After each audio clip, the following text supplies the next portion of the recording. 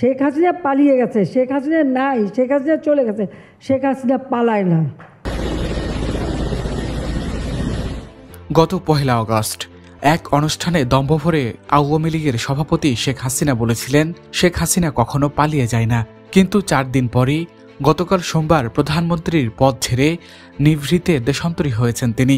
তার এই দেশত্যাগের মধ্য দিয়ে সব দম্ভের পতন হয়েছে, বিজয় এসেছে আন্দোলনকারী ছাত্র জনতার। ছাত্র ও জনতার 23 দিনের দেশ কাঁপানো আন্দোলনে পতন হল আওয়ামী লীগ সরকারের। শেখ হাসিনা গতকাল সোমবার রাষ্ট্রপতি মোহাম্মদ শাহাবুদ্দিনের কাছে প্রধানমন্ত্রীর পদ থেকে পদত্যাগপত্র জমা দেন। শেখ হাসিনার এই পদত্যাগের মধ্য দিয়ে তার টানা 15.5 বছরের শাসনের অবসান হল। তবে শেষ সময়েও বল প্রয়োগ করে ক্ষমতায় থাকতে চেয়েছিলেন শেখ হাসিনা।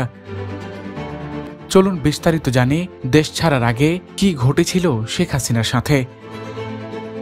দেশ ছাড়ার আগে গতকাল সোমবার সকাল 10:30 থেকে প্রায় 1 ঘন্টা রাষ্ট্রীয় বিভিন্ন বাহিনীর শীর্ষ কর্মকর্তাদের চাপ দিয়েছিলেন হাসিনা। তবে পরিস্থিতি যে একেবারেই নিয়ন্ত্রণের বাইরে সেটা তিনি কিছুতেই মানতে চাচ্ছিলেন না।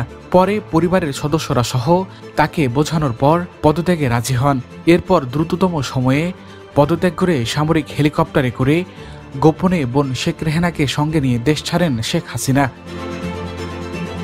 দলীয় অস্ত্রধারী কর্মীদের নামিয়ে গত রোববার দিনভর সারা দেশে ব্যাপক সংঘাত ও প্রাণহানি ঘটানোর পরও ছাত্র জনতার আন্দোলন সামাল দিতে পারেননি শেখ হাসিনা। যদিও পরিস্থিতি উপলব্ধি করতে পেরে রোববার রাতেই শেখ হাসিনাকে তার একজন উপদেষ্টা সহ কয়েকজন নেতা সেনাবাহিনীর কাছে ক্ষমতা হস্তান্তরের পরামর্শ দেন। তবে তিনি তা মানতে চাননি, বরং গতকাল থেকে কারফিউ আরও কড়াকড়ি করতে বলেন। ভোর থেকে কারফিউ কড়াকড়ির উদ্যোগ নেওয়া হলেও সকাল 9টার পর থেকে বিভিন্ন স্থানে আন্দোলনকারীরা কারফিউ ভেঙে নামতে শুরু করেন। 10টা নাগাদ ঢাকার বিভিন্ন স্থানে জমায়েত বড় হতে থাকে। বিভিন্ন বাহিনীর উচ্চ পর্যায়ের একাধিক সূত্র বলছে, সকাল 10:30টার দিকে 3 বাহিনীর প্রধান ও পুলিশের মহাপরিদর্শককে প্রধানমন্ত্রীর গণভবনে ডাকা হয়। নিরাপত্তা বাহিনী কেন পরিস্থিতি সামাল দিতে পারছেন না সেটার জন্য ক্ষোভ প্রকাশ করেন হাসিনা।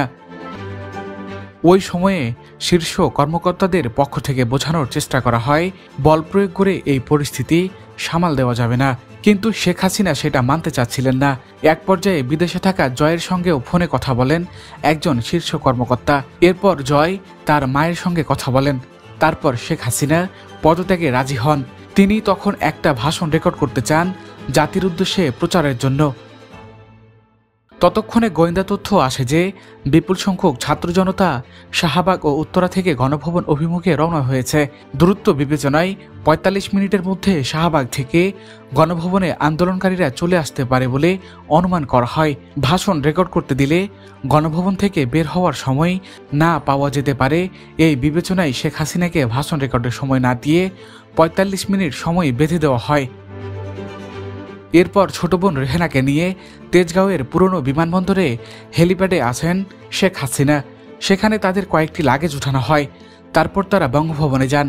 সেখানে পদত্যাগের আনুষ্ঠানিকতা শেষ করে বেলা 2:30টার দিকে সামরিক হেলিকপ্টারে করে ছোট বোন সহ ভারতের উদ্দেশ্যে উড্ডয়ন করেন শেখ হাসিনা। আন্দোলনের শুরু হয়েছিল গত জুন মাসে সরকারি চাকরিতে কোটা সংস্কারের দাবি নিয়ে।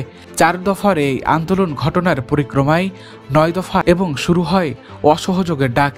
আসে বৈষম্যবিরোধী ছাত্র আন্দোলনের চূড়ান্ত কর্মসূচি মার্চ টু ঢাকা, যার শেষ পরিণতিতে গতকাল প্রধানমন্ত্রীর পদ ছাড়তে বাধ্য হন শেখ হাসিনা। বিশ্লেষকরা বলছেন, দেশের ইতিহাসে 69-এর গণ অভ্যুত্থানের পর এমন শিক্ষার্থী জনগণের স্বতঃস্ফূর্ত অংশগ্রহণে তীব্র আন্দোলন আর হয়নি। ইজমু আহমেদ, সানবিডি।